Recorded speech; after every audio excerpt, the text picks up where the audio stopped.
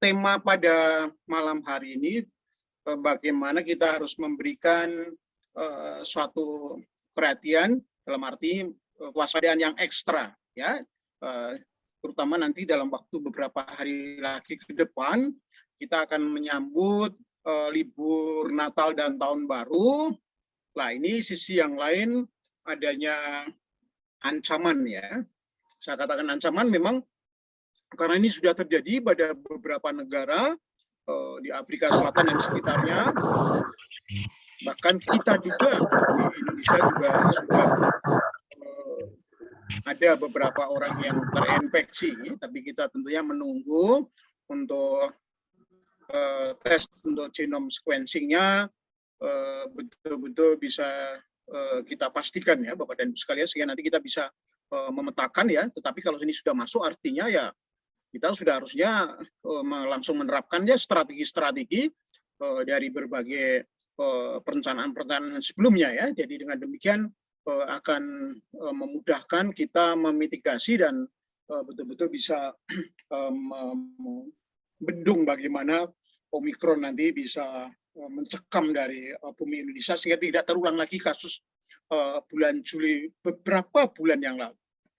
Oke, Bapak dan Ibu sekalian, saya akan perlahan karena ini saya anggap merupakan sesuatu momen yang terus-menerus kita harus melakukan semacam meningkatkan kesadaran diri kita bahwa bangsa ini harus survival, gitu ya, harus bisa mengatasi COVID-19 ini dengan baik, ya. Kita jangan sampai terlena dengan pujian dari WHO bahwa kita sebagai salah satu negara yang berhasil dengan baik, ya, walaupun kita memiliki tingkat kesulitan yang tinggi, ya, dengan adanya negara-negara kepulauan yang ribuan pulau yang harus kita cover, gitu ya. Karena itu sekali lagi saya ucapkan salut dan rasa hormat setinggi-tingginya kepada sejawat dokter di seluruh Indonesia dan juga para nakes maupun relawan yang lainnya. Ayo terus kita tetap antusias, bersemangat, membendung, ya, atau memagari jangan sampai kasus yang sangat memilukan pada bulan Juli, ya, terjadi peak season yang luar biasa, bahkan kita pernah di atas rata-rata dunia, ya, baik itu tingkat infeksi hariannya, ya, maupun juga tingkat fatalitas kematiannya, ya. Ini tentunya harus kita ingat betul sebagai suatu pembelajaran. Oke, Bapak dan Ibu sekalian, saya akan pelan-pelan menyampaikan karena ini sangat sesuatu yang menurut saya juga cukup ini, ya, harus cukup intens. Oleh karena itu saya mencoba dengan nada-nada yang agak suara agak supran begitu, ya, supaya lebih bisa menggetarkan kesadaran Bapak dan Ibu sekalian, ya. Karena ini memang bukan ancaman yang ringan, ya, kalau ini sampai terjadi pengulangan adanya kemelut COVID-19 di Indonesia seperti bulan Juli, ya. Oke, Bapak dan Ibu sekalian, mari kita mencoba dulu mereview, ya, Bapak dan Ibu sekalian.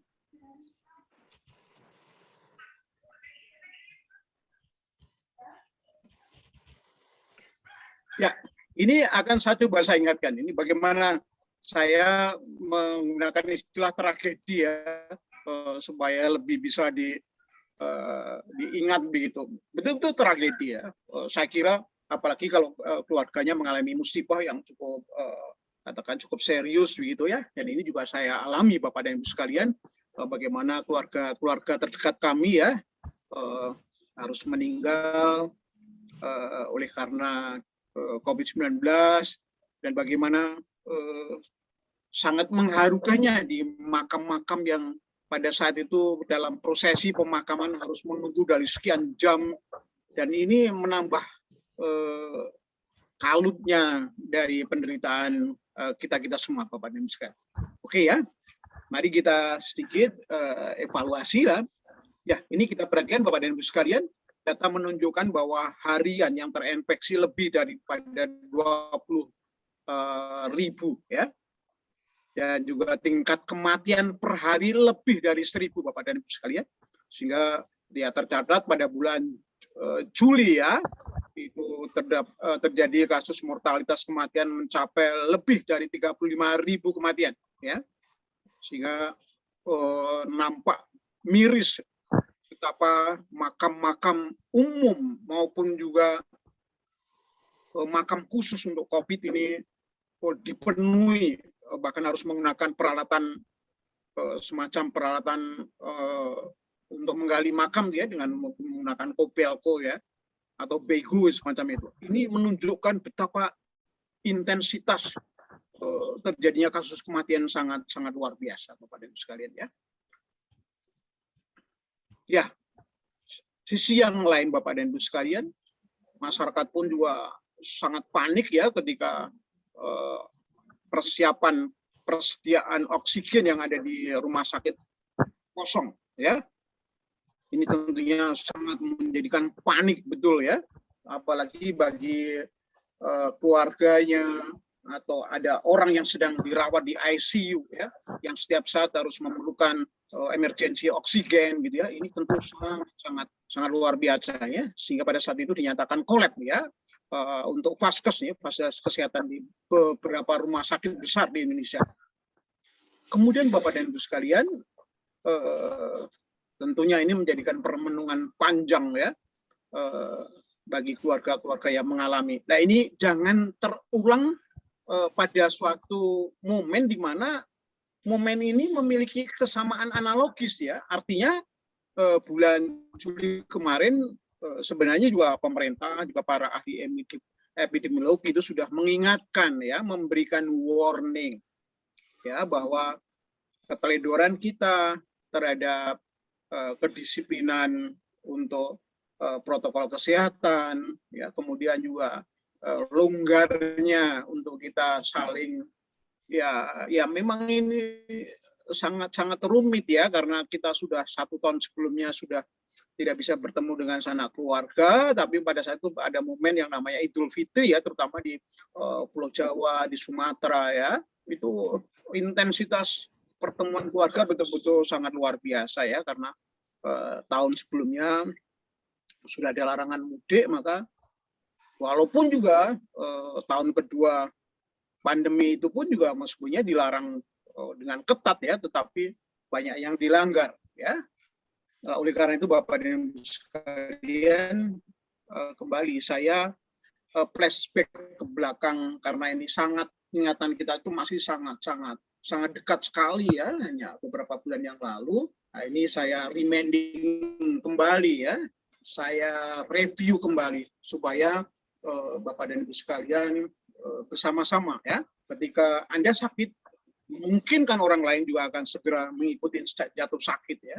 Jadi kita tidak bisa nafsi-nafsi ataupun ya bersikap egosentris kita seolah kita kedepankan, gitu, ya.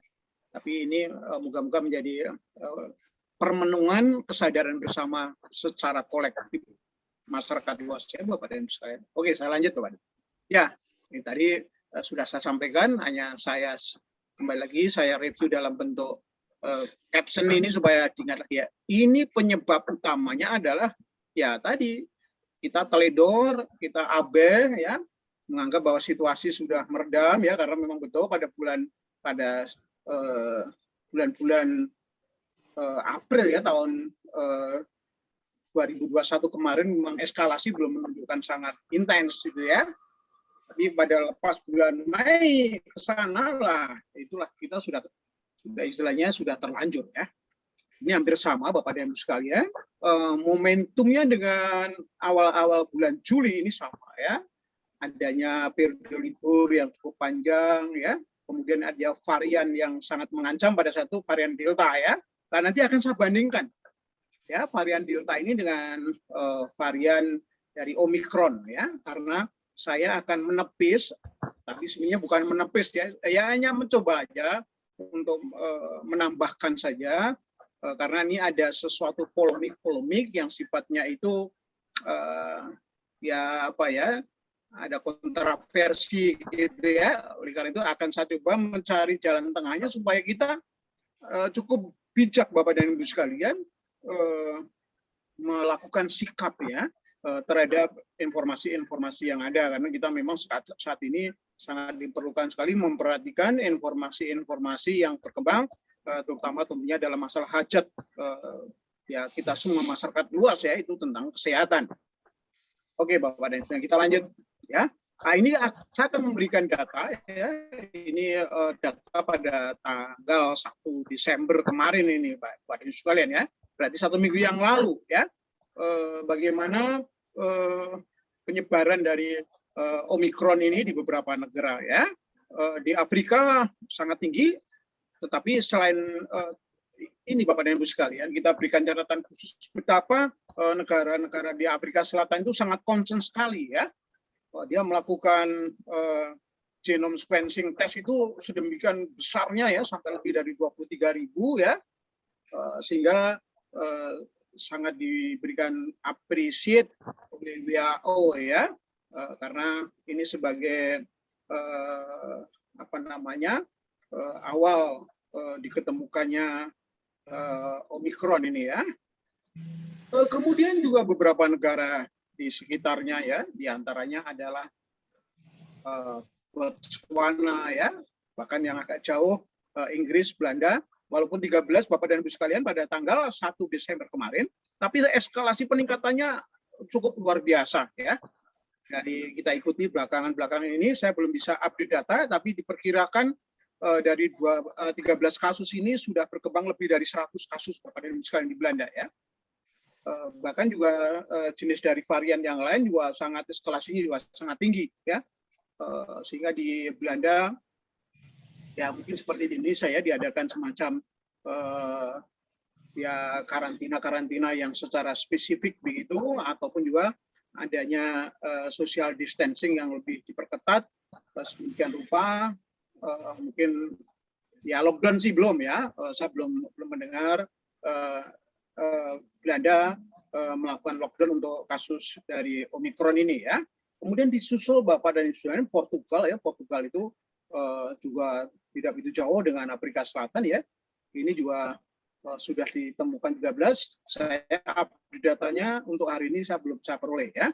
Tapi ini menunjukkan betapa percepatan eskalasi dari Omikron ini memang harus diperhatikan, dan nanti akan saya bahas lebih lanjut ketika saya mencoba mencari modus tengahnya ya, menengahi gitu ya, terhadap ya tadi kontroversi ini ya, terutama tentunya yang akan saya ambil adalah kontroversi yang paling top, paling tinggi ya, yaitu yang disampaikan oleh Menteri Kesehatan kita, oleh Pak Budi. Sisi yang lain juga pengamatan dari mantan Menteri Kesehatan ya, Ibu Fadilah. Nah, nanti akan saya coba saya carikan semacam modus kebijakan ya, karena kaitannya saya dengan pembahasan ya, dengan kepentingan pembahasan saya ini ya. Jadi saya tidak punya pretensi untuk melakukan kritisi yang secara mendetail, tidak ya, tapi saya hanya mengambil aja beberapa hal supaya saya efektif menyampaikan informasi ini kepada para netizen maupun juga terutama dalam hal ini para mitra IMM ya. Oke Bapak dan Ibu sekalian, kita akan memulai dulu. Ini dari Ibu Fadilah ya. Dia adalah mantan Menteri Kesehatan kita ya. Bapak dan Ibu sekalian, ini statement ini disampaikan pada tanggal 1 Desember kemarin ya, baru 1 minggu yang lalu ya, di acara untuk Realita TV ya. Ini beliau menyatakan bahwa, sekali lagi bisa gesernya ya, Omikron itu tidak berbahaya ya, tidak perlu panik ya. Bapak dan Ibu bisa melihat di slide itu ya. Ini pokoknya inti pokoknya lah gitu ya. Nah, ini akan saya kritisi begitu ya, karena ini pernyataan beliau sekali lagi tidak mengurangi rasa salut dan hormat saya kepada beliau. Saya yang menjuluki beliau adalah sebagai singa penjaga dari kedaulatan kesehatan di Indonesia. Ini saya yang menjuluki beliau. Ya. Sekali lagi tidak mengurangi rasa hormat saya kepada beliau ya. Tapi dalam hal kasus ini saya akan mengkritisi ya. Nah, itu saya coret itu. Ya, Omikron tidak berbahaya itu saya coret. Kenapa demikian? Karena begini alasannya sangat sederhana ya. Saya akan membandingkan dengan varian Delta yang membuat kalang kabut bangsa Indonesia kita ini ya, dan itu benar-benar kita rasakan ya masih menempel di ingatan kita ya, baru kira-kira 3 bulan yang lalu ya. Begini saya perbandingkan secara sederhana ya. Kita mengetahui bahwa munculnya atau diketahuinya varian Delta itu dari catatan saya nih Bapak dan Ibu sekalian, ini sekitar bulan-bulan inilah, sekitar Agustus tahun 2020 ya. Maaf, bulan Oktober tahun 2020 ya. Walaupun sebenarnya bulan Agustus itu sudah ada dibicarakan ya, tetapi ada kepastian bahwa Delta ini diumumkan oleh pihak WHO itu Oktober tahun 2020 kemarin. Nah, kemudian bagaimana eskalasi perhatian karena juga begitu cepatnya merebak ya di beberapa negara. Tapi kita perhatikan ini, WHO menyatakan bahwa ini sebagai varian of concern ya, jadi sesuatu perhatian yang sangat spesifik, sangat serius ya, itu dalam jangka waktu 7 bulan ya, karena dinyatakan itu pada bulan Mei kemarin ini ya, bulan Mei tahun ini ya, tahun 2021. Selama 7 bulan kan, ini varian Delta yang sudah membuat kalang kabutnya dunia ya. Nah, mari kita bandingkan dengan Omicron. Omicron ya, itu baru dinyatakan ditemukan di Afrika Selatan ya. Itu tanggal 9 November kemarin. Nah, kemudian WHO melakukan rapat tanggal 24 dan tanggal 26 November itu langsung menyatakan keprihatinan terhadap varian Omicron ini dan menyatakan sebagai varian of concern-nya itu tanggal 26. Hanya dalam waktu 17 hari Bapak dan Ibu sekalian. Ya, para netizen mohon diperhatikan. Jadi saya melakukan koreksi terhadap pernyataan Ibu Fadilah ini berdasarkan data-data ya. Jadi tidak saya coret bahwa itu tidak berbahaya, saya nyatakan ini berbahaya, apalagi dibandingkan dengan sesuatu yang sudah baru saja kita alami ya, baru beberapa bulan yang lalu ya. Artinya betapa perhatian WHO dan negara-negara yang sudah punya pengalaman ini terhadap masalah perkembangan dari Omicron ya, sangat luar biasa bukan? Perbandingannya yang 7 bulan ya, sedangkan ini varian Delta maksud saya untuk bagaimana sikap dari WHO ya ini untuk memperhatikan terhadap ya tadi ya percepatan untuk penularannya, kemudian juga tingkat untuk keparahannya untuk menginfeksi dan sebagainya ya. Sedangkan Omicron hanya dalam waktu sekitar 17 hari ya, kalau kita hitung dari 9 November ke angka 26 ya. Bapak dan Ibu sekalian, nah ini sisi lain ini, saya sampaikan juga ini informasinya ya. Dari penelitian-penelitian di Afrika Selatan, di Jerman, di Belanda, dan beberapa yang sudah melakukan penelitian ini, 1 hari dalam proses mutasinya, Omicron ini antara 30 sampai 50 kali mutasi. Perbandingannya dengan varian Delta itu rata-rata hanya paling tinggi antara 8 sampai 12 kali. Bapak dan Ibu sekalian bisa membayangkan bukan? Kalau mutasinya saja sampai sedemikian kali lipat ya, mutasi harian dari virus ini. Ya. Jadi nampak sekali bahwa yang namanya protein spike yang pada membran selnya itu cepat sekali berkembang menjadi berbeda bentuk, jumlahnya tambah banyak ya. Artinya apa? Potensi untuk terjadi transmisi penyebaran sangat tinggi. Itulah yang saya sampaikan untuk saya mengoreksi kepada Ibu Fadilah bahwa Omicron tidak berbahaya. Sekali lagi ini saya nyatakan, saya koreksi ini secara pribadi. Ya moga-moga nanti juga secara nasional juga bisa informasi ini bisa ditangkap secara baik ya. Bukan kami artinya itu mengabaikan dari pendapat beliau ya. Mungkin pendapat beliau dalam arti tidak berbahaya itu supaya ya kita memiliki antusiasme untuk bagaimana kita sigap untuk bisa menanggulangi itu kan. Tapi tentunya dalam prinsip untuk kita strategi untuk mitigasi ya ini tentunya tidak dibenarkan ya, karena kalau strategi itu kaitannya bagaimana mengantisipasi sebelumnya. Faktor prevention adalah menjadi sesuatu hal yang sangat intens kita perhatikan, ya, sehingga afirmasi kata-kata pun juga harus kita jaga sedemikian rupa, jangan sampai terjadi semacam efek pengabaian dari masyarakat luas. Jadi mohon maaf kepada Ibu Fadilah, saya sampaikan kritisi ini semata-mata bukan mengabaikan beliau, ya, tetapi hanya kami membicarakan dari masalah strategi mitigasi di lapangan, ya. Jadi supaya apa? Ya supaya kita efektif, tujuannya begitu, ya. Nih, oke, Bapak dan Ibu sekalian, ini nanti saya pun juga mempunyai kepentingan dalam kami mau menjelaskan bagaimana kita melakukan prevention, ya, karena kaitannya dengan tadi adanya semacam opini-opini yang cukup kontroversi, ya. Kami harus mencoba memberikan informasi jalan tengah yang paling nyaman, ya, paling mudah dipahami, paling mudah dilaksanakan tentunya. Begitu harapan saya. Oke, kita lanjut Bapak dan Ibu sekalian.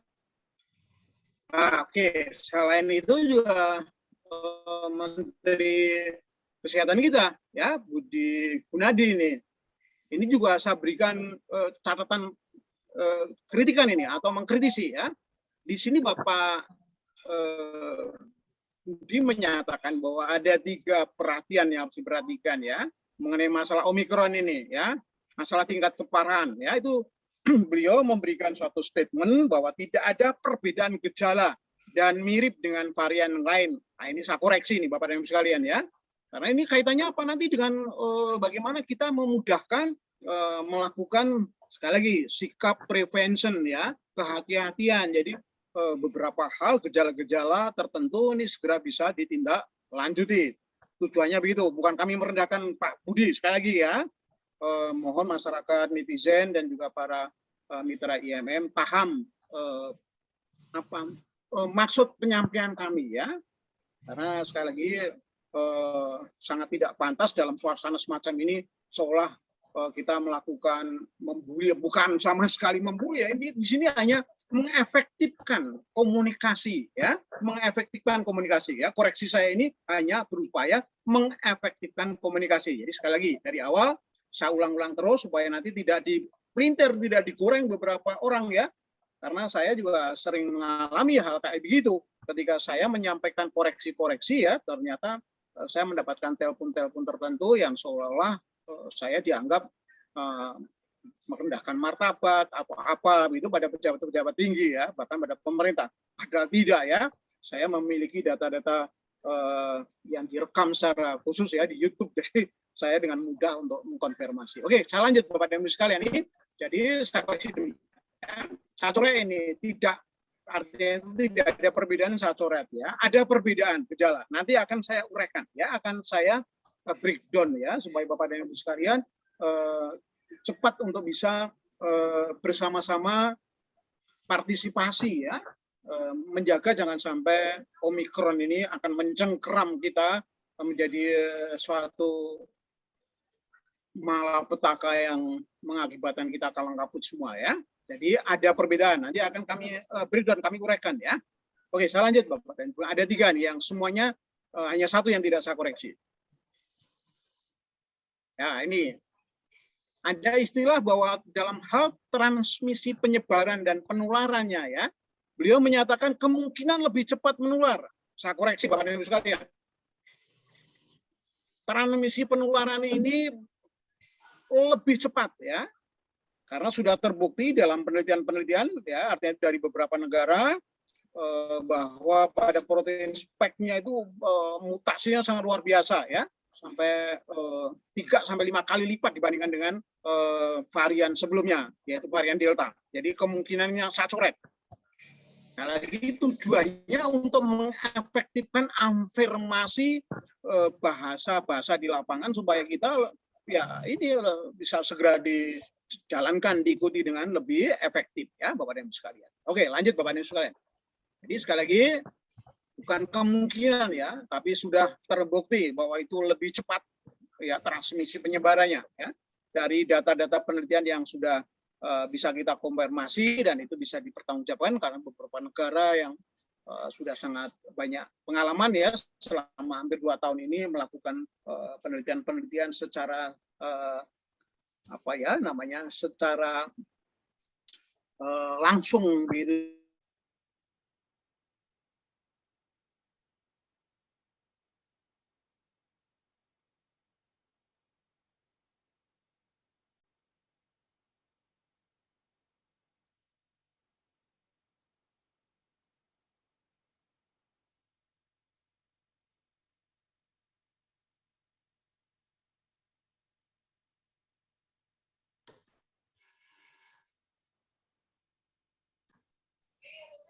Ada kendala sinyal kayaknya ya. Agus, kenapa Pak? Kok nggak ada suara? Kelihatannya ada kendala sinyal di Dokter Hiru nih. Oh, Iya, jaringan. Ya, jaringannya.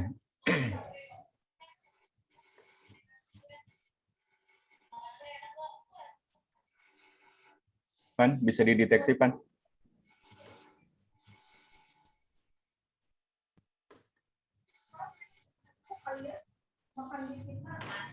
Halo. Ya, kenapa? Dokter Hirunya udah keluar, Pak? Ya, kayaknya ada kendala jaringan Dokter Hiru. Iya, jaringannya.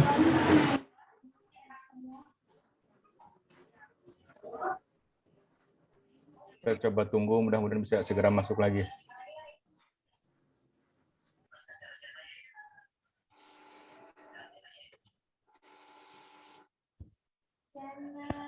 Ya, Dokter Hiru masuk lagi.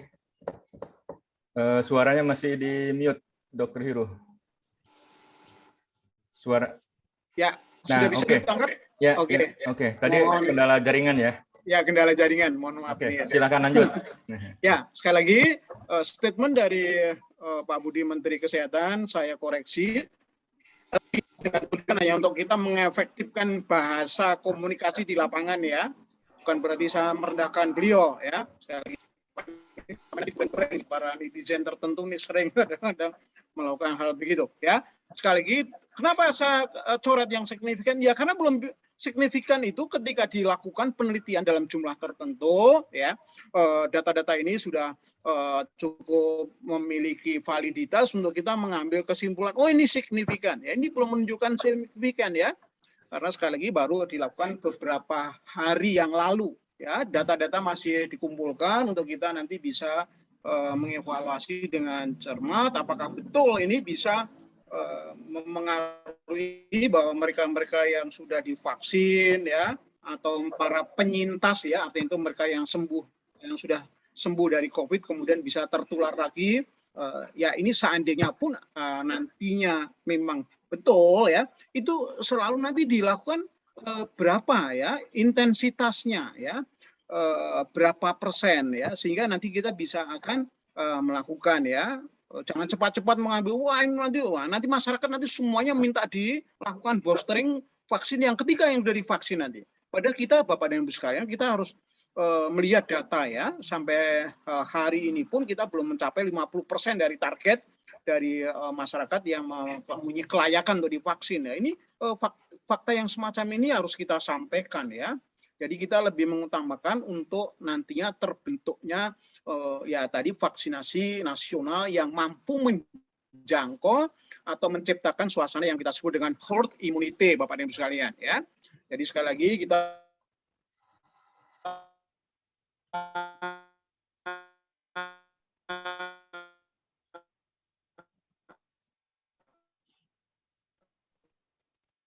karena ini kenapa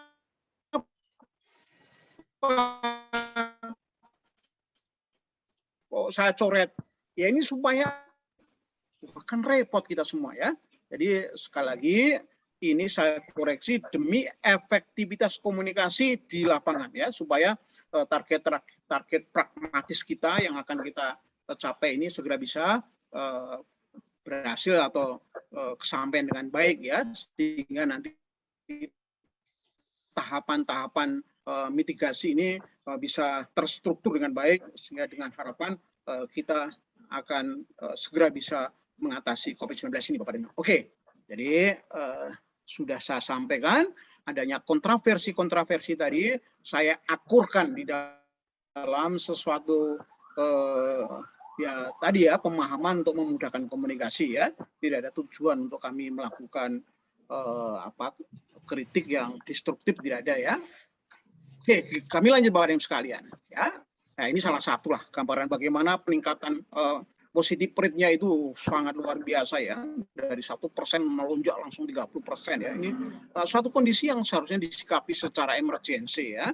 Tapi Bapak dan Ibu sekalian, dalam hal ini masyarakat tentunya juga tidak perlu panik ya, seperti tadi Ibu Fadila juga mengatakan ya, tidak perlu panik. Memang betul ya, kami harapkan tidak panik, tetapi jangan sampai mengabaikan protokoler, kedisiplinan yang sudah ya kita inilah sudah bisa kita jalani dengan baik lah ya. Dan ini sudah ada ya, minggu kemarin kan kami menyampaikan data-data ya, bagaimana yang namanya social distancing ternyata juga sudah sangat longgarnya ya. Untuk perkereta apian satu minggu yang lalu ini Bapak, per tanggal 28 November aja sudah terjadi kenaikan sampai 5 kali lipat ya. Pesawat terbang juga sampai 3,5 kali lipat. Ini kan luar biasa ya. Oleh karena itu ya kita juga prihatin kalau data tanggal 2 Desember nih Bapak dan Ibu sekalian, ini peningkatan positif rate-nya sangat dramatik sekali gitu ya. Jadi tentunya kami walaupun kami bukan pemegang keputusan ya, tetapi kami orang di lapangan pasti panik lah ya.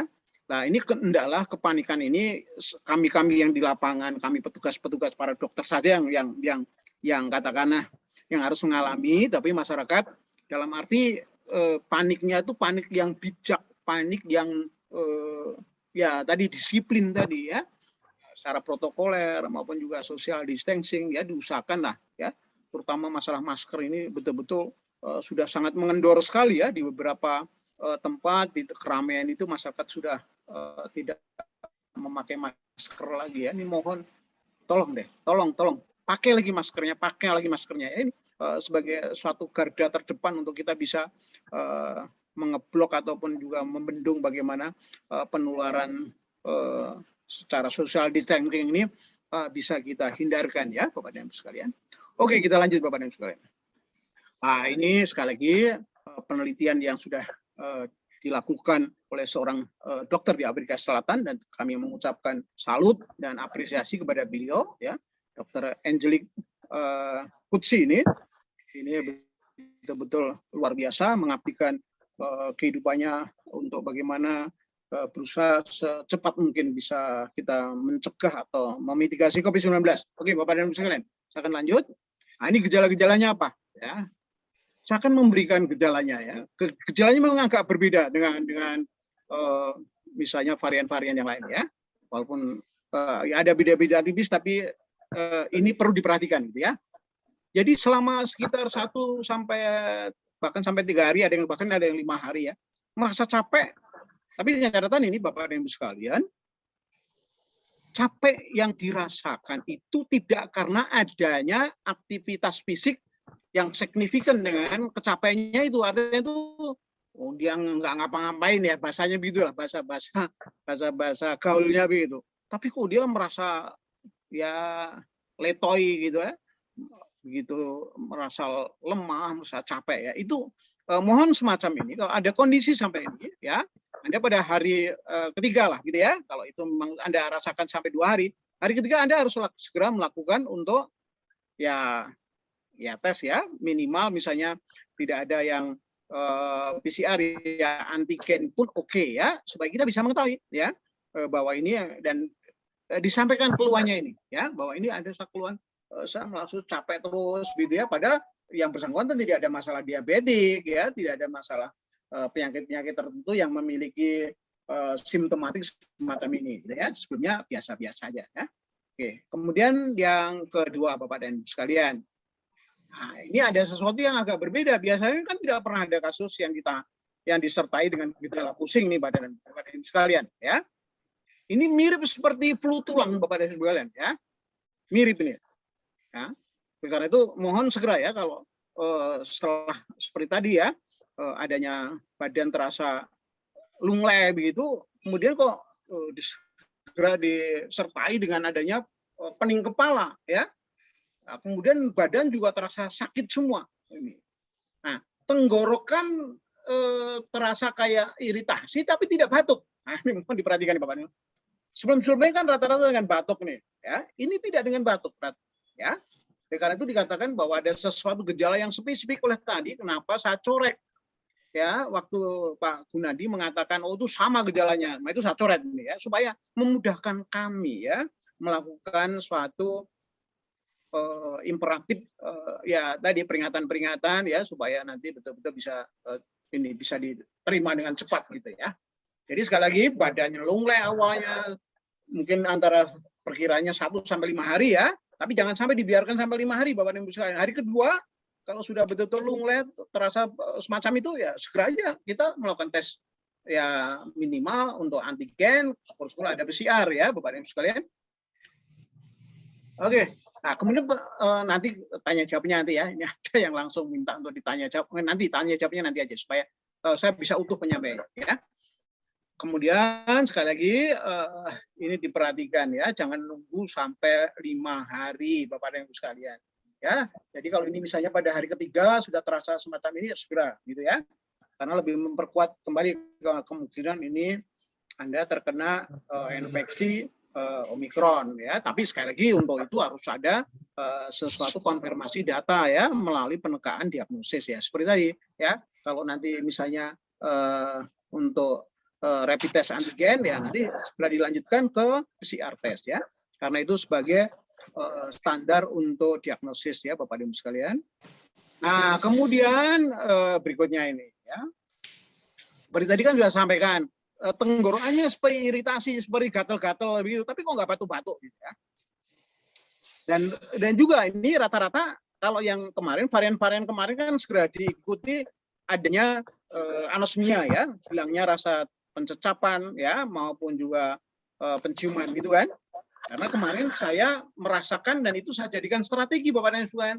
Rekan-rekan sejawat dokter dan juga para nakes itu menyampaikan bahwa anosmia itu sesuatu strategi untuk menyampaikan oh itu suatu alert warning gitu ya. Kalau Anda terjadi kayak gitu, Anda segera atasi ya supaya apa nanti Anda tidak masuk kepada gejala yang mungkin yang COVID-19. Nah, kalau sekarang ini betul-betul nggak ada kasus anosmia Bapak Ibu sekalian.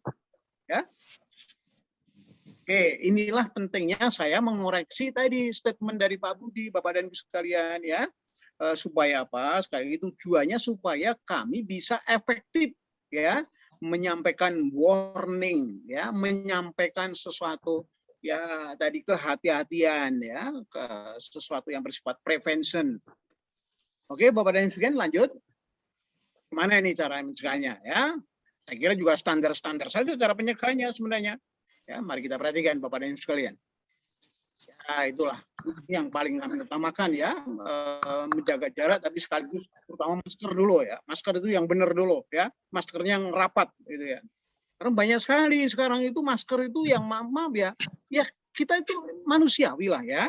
Ketika Anda mengalami kesulitan ketika masker terlalu rapat ini ya dok kan gimana kan sirkulasi dari udara kan jadi pengap gitu ya. Ya dicobalah ya, Anda sering ya dalam keadaan yang aman Anda buka gitu ya di tempat yang ventilasinya cukup baik, kemudian ya aman gitu dibuka sebentar pakai lagi ya. Seguna apalagi ketika dalam interaksi dengan orang lain ya.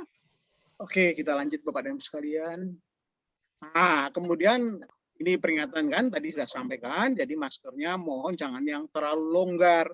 Walaupun sebenarnya masker yang longgar itu tujuannya untuk kenyamanan Anda gitu ya, tapi ini menjadikan tidak efektif untuk proteksi terhadap virus ya. Jadi cobalah dicari modus tengahnya ya, yang nyamannya gimana supaya Anda juga terhindar dari kemungkinan terjadi atau terpapar virus ya.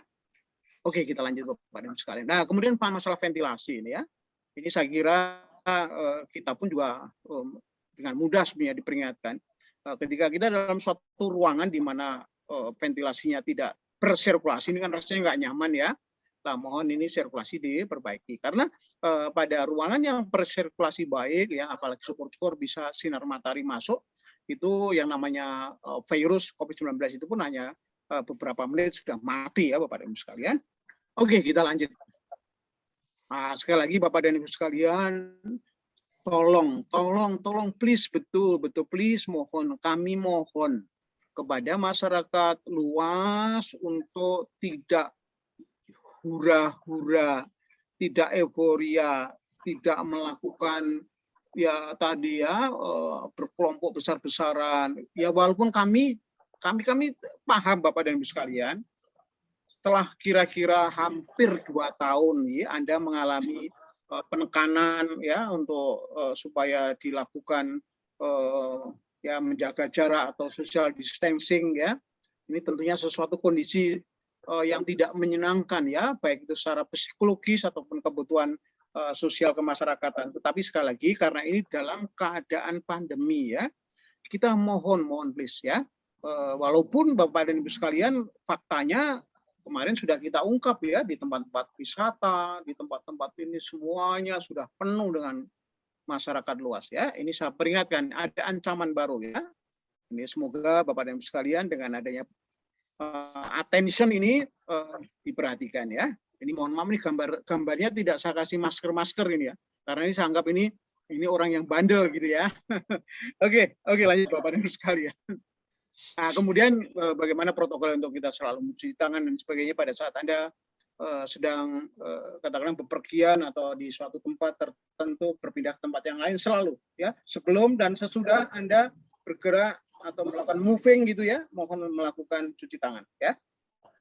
Dan jangan lupa tentunya masker. Nah, kemudian tentunya Bapak dan Ibu sekalian, kemarin kan saya sudah teriak-teriak ini, ayo vaksin ya. Karena vaksin ini sebagai cara yang terbaik lah ya, karena bukti ini sudah kita membuktikan ya berbagai macam penyakit yang kalau sudah pandemik salah satu cara ya kita menjaga diri dengan vaksin ya Bapak dan Ibu sekalian. Bagaimana kalau ada suatu komorbid tertentu atau penyakit bawaan tertentu ya mohon segera untuk distabilkan ya. Artinya minta bantuan dokter Anda ya untuk supaya segera stabil, karena orang yang memiliki komorbid ya atau penyakit bawaan tertentu itu tentunya jauh lebih rentan ya, karena imunitas Anda selalu rendah. Oleh karena itu distabilkan, jangan dijadikan alasan wah karena saya ada komorbid dok saya nggak mau divaksin. Itu salah, sekali itu salah ya. Itu salah, pemikiran itu salah. Saya mohon untuk dikoreksi ya. Jadi jangan dijadikan alasan karena saya ada penyakit ini dok, penyakit yang sudah ada, jadi saya nggak mau vaksin. Salah itu ya, pendapat itu salah. Segera distabilkan ya, supaya bisa mengikuti vaksinasi. Oke, lanjut Bapak dan Ibu sekalian. Tentunya, karena saya mengatakan ini suatu situasi ekstra, ya kita harus membuat ekstra juga dalam hal apa? Asupan nutrisi Bapak dan Ibu sekalian. Supaya imunitas kita ini selalu stabil ya. Karena satu-satunya cara yang terbaik untuk mengatasi atau istilahnya memagari virus ini ya dengan imunitas yang signifikan, yang cukup tinggi ya. Kita kemarin sudah saya bahas, tidak saya ulang lagi, pokoknya upayakan. Dan bagaimana peran dari NG2N Nah, peran NG2N ibaratnya itu fungsi sebagai bustering gitu ya. Bustering yang tidak perlu harus divaksin yang ketiga maksud saya, begitu ya. Bustering dalam banyak hal, diantaranya meningkatkan penyerapan nutrisi ya, sehingga nantinya ya tingkat kebugaran tubuh kita akan menjadi lebih kuat. Artinya apa? Ya itu bisa menjadikan proteksi melalui antibodi kita yang signifikan juga, gitu kan?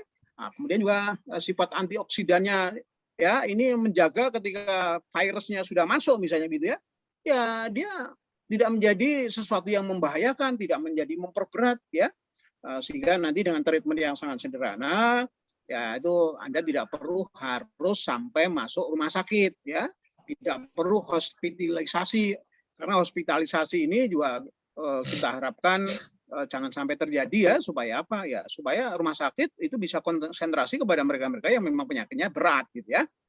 Sekali lagi Bapak dan Ibu sekalian, ini kami ingatkan ya. Ini peran-peran yang sangat simpel ini saya sampaikan, tidak perlu saya bahas panjang lebar lagi ya, karena memang NG2N sudah membuktikan dalam ikut berjuang bersama kita melawan COVID ya, itu sangat ya apresiatif ya, dan saya sangat merasa gembira ya mengkawal NG2N ini. Oke Bapak dan Ibu sekalian, lanjut kita. Ini mungkin lebih rinci bagaimana NG2N ini bisa berperan secara strategis sebagai fungsi supporting ya, bagaimana dia bisa membantu ya untuk stimulasi sekresi dari getah lambung kita ya dan sebagainya. Ini semuanya saya kira silakan Bapak dan Ibu sekalian baca ya. Saya tidak secara kronologis untuk mengulang-ulang, tapi ini selalu kami ungkapkan ya. Nah, kemudian tadi mereka yang selalu ribut ini ya, karena sudah termakan isu, wah ini harus kita melakukan boostering dulu gitu. Sekali lagi Bapak dan Ibu sekalian, kalau Bapak dan Ibu sekalian tadi ya, imunitasnya ditingkatkan dengan baik melalui nutrisi, melalui istirahat, melalui olahraga yang cukup, kemudian dibantu dengan supporting NG2 Kencona, semoga insya Allah puji Tuhan Anda tidak akan terkena yang namanya Omikron ya, karena salah satu bagaimana peran respon imunitas tubuh kita itu disupport oleh NG2 Kencona melalui dua arah ya, dua arah yang awal yang melalui kekebalan humoral ya, itu munculnya atau respon dari tubuh kita segera memproduksi yang namanya antibodi sampai ke tingkat nantinya ke seluler ya, itu katakanlah diproduksinya sel-sel memori maupun bagaimana memproteksi pada tingkat seluler ya, artinya memperkuat nanti fungsi dari T-sel ya atau T-limfosit sitotoksik ya, sehingga nanti misalnya sampai yang namanya virus COVID-19 itu masuk ke dalam sel itu segera dihancurkan sehingga tidak akan memperberat atau memperparah sekali. Jadi itu sudah selalu berulang-ulang kami sampaikan, termasuk nanti dalam agenda vaksin ya. Dan ini sudah terbukti ya, artinya tuh dari sekian ribu ya, bahkan waktu awalnya tahun 2020 kemarin kita membagikan secara gratis mereka-mereka yang akan dipersiapkan vaksin ya, itu sekitar 10.000 botol ya pada saat itu, dan hasilnya sangat menggembirakan sekali ya. Artinya apa? Pada saat pengetesan secara sampling random ya, itu mereka pada hari ke-10 setelah penyuntikan yang pertama ya antibodinya ternyata masih bertahan tinggi gitu ya.